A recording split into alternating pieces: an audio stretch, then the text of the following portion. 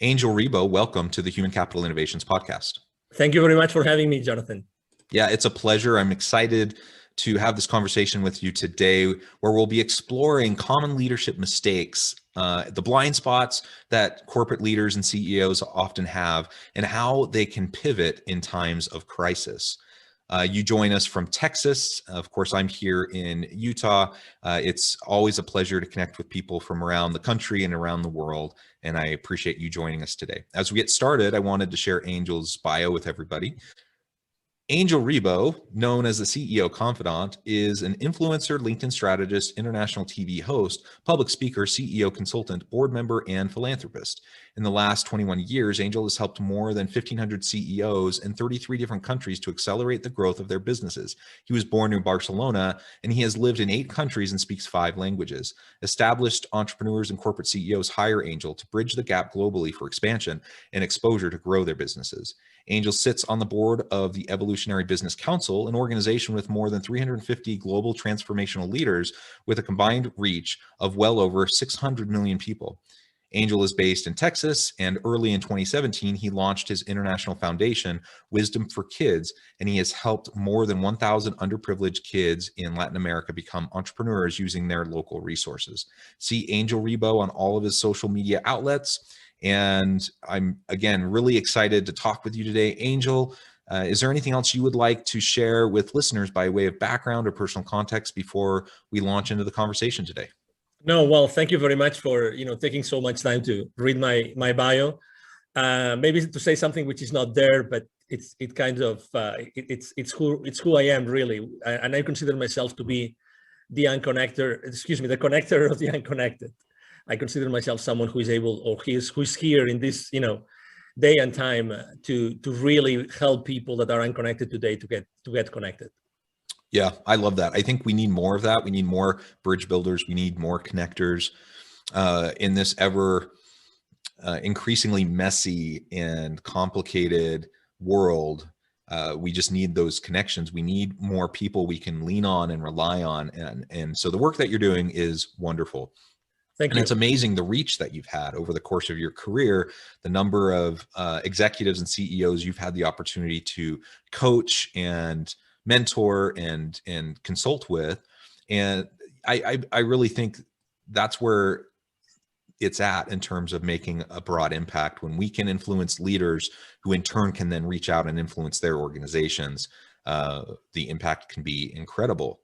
It's true. And we tend to underestimate, sorry to interrupt you, but it's so important. It's so important to remember that we every single human being, every one of us can really make a difference and influence and impact the world and impact everybody around us just by being ourselves, by being fully present in everything that we do. So it's much easier. I mean, to be honest, 5 years ago when I started my own entrepreneurial journey, I had no idea of those things until I really sat down one day and I started counting them. Because when you are so busy and so distracted with your everyday life, you don't really I never took stock of my life, like literally, until someone said, "Hey, Angel, come on, give yourself a break," because we're very hard on ourselves. So yeah, absolutely. So, we all have this ability and this possibility, really, opportunity is the right word, to influence the world and change the world every single day, all of us. Yeah, absolutely. I believe that as well. And whether we're consulting with CEOs or we're helping those around us in our neighborhoods, our friends, our family, people on our teams at work, we all have influence. We all have the opportunity to impact those around us. So I think that's a really important reminder and a really good message. So as we launch into the conversation today, I thought maybe we could start with some of the most common mistakes that you see corporate CEOs making on a regular basis. Yes. So obviously, I would say that every single CEO is as human as we are. Any of us is, and every single CEO has had their own journey and their own experience.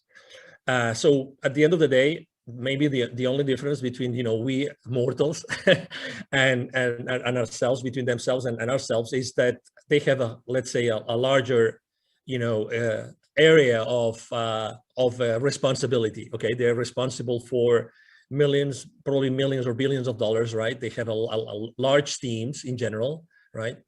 And obviously they have to make sure that they serve their shareholders, because at the end of the day, every single organization, regardless of the size, they are serving their organization, they are serving their shareholders, and that who are the ones that put the money in the first place.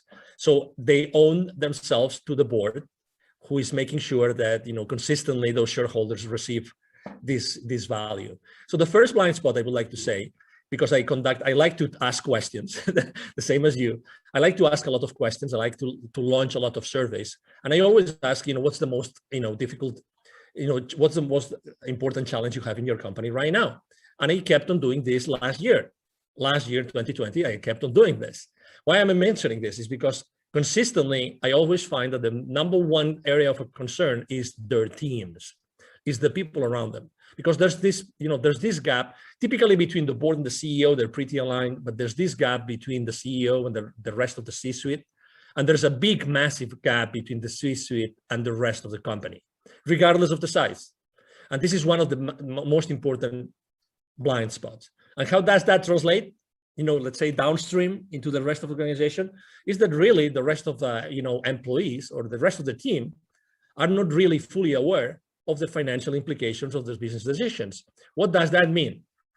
Do they really, before making a decision, how much of the organization really knows?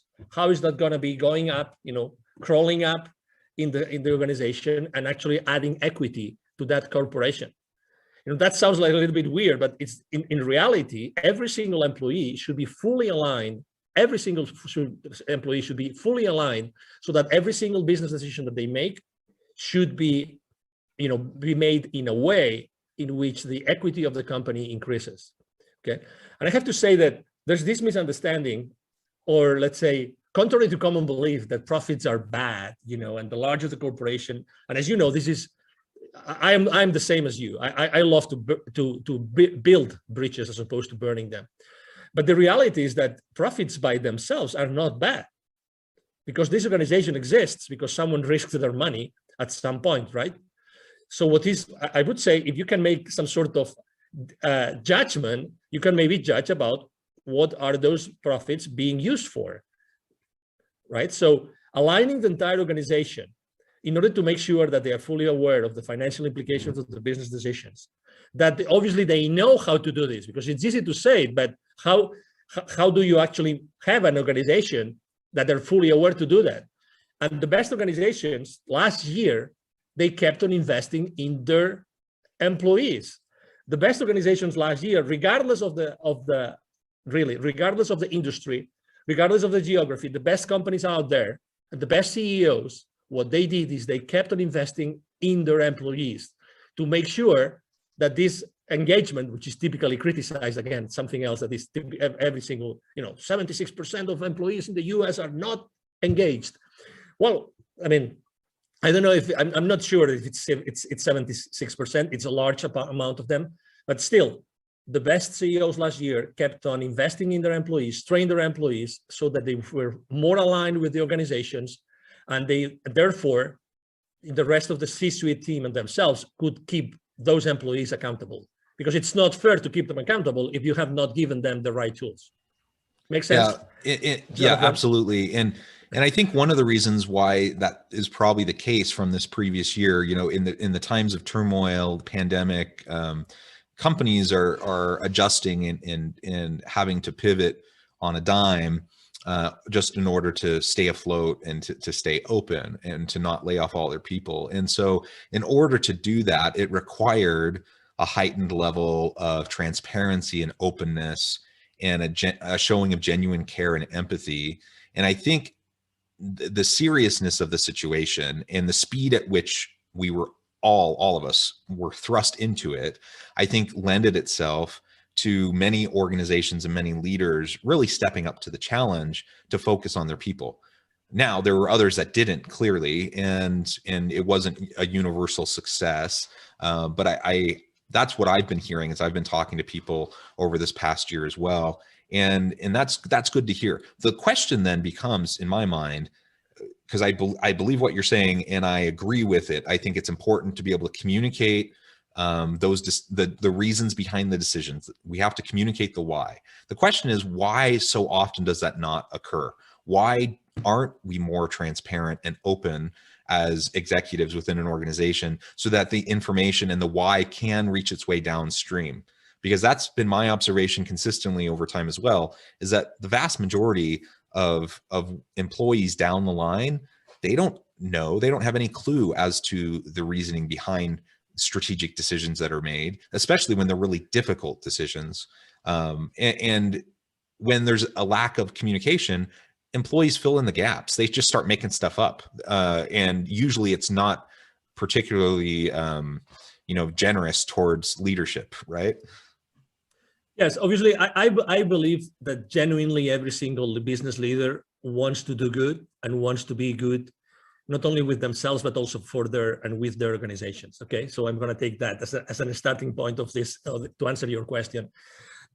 Number two, and I'm going to relate to something that obviously right now it's April 2021. So we all know what happened last year in the last, let's say, 12, 14, 16 months, right? So, and I think that is extremely related to what really happens in organizations that do not have an open book kind of culture. Okay, at the end of the day, I think it's a mixture of probably fear, and that's why I'm talking about what happens in the world right now. And fear actually is a very bad advisor. Sometimes, organizations grow so fast, and they become so big and so difficult to manage. But unfortunately, as business leaders, we tend to think that, oh, no. I mean, this is too complicated. We cannot involve the rest of human beings in this organization to actually be able to understand this and make those decisions. And why? And it's also very simple. I mean, if leaders don't think that employees have really the ability or the skill, or cannot learn the skill to understand the financial implications of the business decisions, is the whole system. And as you know, how many people are making money out there, out of the depths of most of the American population? What I'm trying to say is that we, as individuals, even as professionals, will receive throughout our professional lives very limited financial literacy information, very, very limited. Just go to recently graduated, children or kids, right? go and ask them basic financial literacy questions. How many are going to answer the right question? Are going to give you the right answer? Excuse me. Very limited. So obviously, we live in a world that unless we as business leaders, I'm talking about CEOs, we become fully aware that we have to train and we have to do it, because unless things are not going to change. So again, I think there's some fear there that they think that probably they're not going to understand it. Obviously, there's some mistrust. And again, remember, CEOs or business leaders are human beings. Human beings, the number one thing, we cannot change the structure of our brain. We live in survival mode, like it or not. And I'm not talking about this famous Minecraft. I'm not talking about Minecraft survival mode. I'm talking about the survival mode that keeps us alive, right? And as parents, we do the same thing with our kids. By the way, I appreciate the reference to Minecraft. My two little boys love playing in survival mode on Minecraft. So that's a nice little aside. Yeah, absolutely. That's why I like to mention it. So we live in survival mode. So we tend to protect ourselves and we tend to protect our small boxes. We live in boxes. We live our lives creating boxes in which we perceive we are free and safe. All the time. We are always looking for, feeling safe, right? So, okay, so what can we do? I think the number one is becoming aware of the problem. Once we know that the problem is this one, the second is little by little, close those gaps that I mentioned before. And the gaps and as soon as you start, closing those gaps, you will realize that everybody fully empowered can actually keep on increasing shareholder value non-stop. And it looks like we're talking about large corporations. That applies to the small, 5, 10, 15 employees, mom and pop, brick and mortar, business. It's the same thing. Actually, this week, I forgot who that was, a very famous, food industry franchisee. There was in all the news, there was this, big announcement. Franchisees are not happy, blah, blah, blah. I mean, I obviously, it's unfortunate that went to the media, but I'm sure that this company is trying to do a great job of keeping all their franchisees, afloat. But the thing is, what's the right thing? What's the right set of skills that you give those franchisees in order to survive in a place in which, for the last 16 months, the consumption of food by every one of us has changed. The way we consume food, the way we go to the market to buy food has changed. So the fast food industry has also changed. So again, it's the same thing. Are we caring enough about giving everybody around us, all our teams, all of our partners and franchisees and channel partners, the right set of skills so that they can stay consistently afloat? So the answer is probably no. But can we do it? Of course. First, become aware. Second, make sure that you consistently are trying to close that gap. Yeah, and so you've already kind of alluded to some of the blind spots. So mistakes often occur. Well, sometimes it occurs due to negligence. Sometimes it occurs by no fault to anyone. It just kind of external pressures happen and mistakes happen. But sometimes it really is blind spots. Like, you just have no idea. You don't know what you don't know. Exactly. And you're in these new complex situations. You're being generous and assuming the best case scenario for leaders, that they're just doing the best they know how, but they have a blind spot. So you've already kind of acknowledged what a couple of those might be, and how acknowledgement and awareness is probably the first step. How do you increase that level of awareness when you do have blind spots that are hindering your ability to lead effectively? Yeah, I have a business mantra that I use both with entrepreneurs and with corporate CEOs, and that is take imperfect action now. I like, take imperfect action now. Okay. So again, since day one, the first time we hit a kindergarten place, it's perfection, right? I mean, we have to learn everything, and everything has to be perfect, has to look perfect, right? I mean, you name it, right? So in reality, perfection is one of the most important deterrents of anything that we do. So I think that the first thing that we have to do is, as business leaders, become aware that we have to start exploring many other possibilities. I would say that the larger the organization, the more complex they become. I like to use simplicity. One of the main reasons why this is happening, all the blind spots we have been talking about, is because there's a lack of clarity. With a lot of many different issues and so many moving parts to achieve certain goals that the board is telling you to do or to achieve, you lack clarity. So there's so many routes, there's so many things to do. And then with lack of clarity comes complexity along with it, like all come together. That's why I like to talk about in terms of simplicity. Take very simple ideas, use something called the deprivation test, which is try to stop doing all those things. What would happen in my company if I stopped doing A, B, C, D, and E? And analyze every single thing, literally. Start analyzing the top, let's say, I don't know, the top 10, 20, 30 different processes that are in place in any given organization. What if I eliminated that whole entire process? What would happen? That whole entire process. You would have so many surprises, Jonathan. So many surprises that we are doing things that we shouldn't be doing, but we just have been doing it. And we are so amazing as human beings that we can do the most, or we can do so many wrong things more and more efficiently every single day. It's crazy. Every single day, we are the masters of inefficiency by doing the wrong thing more efficiently every single day. It's crazy stuff.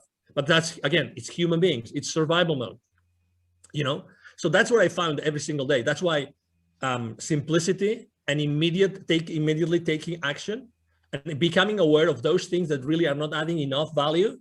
I think those are three things. Those are three ingredients that I see that really work very well in organizations today. Yeah, I love that. So I think as we acknowledge mistakes, we can start to set goals to correct them, right? And to grow and to develop not only ourselves, but the people around us. We can start to diminish our blind spots. We can never get rid of them completely, but we can shrink our blind spots as we do some of what you just talked about, as we surround ourselves with good people, with diverse perspectives who can help, shine a light on those blind spots and who we trust.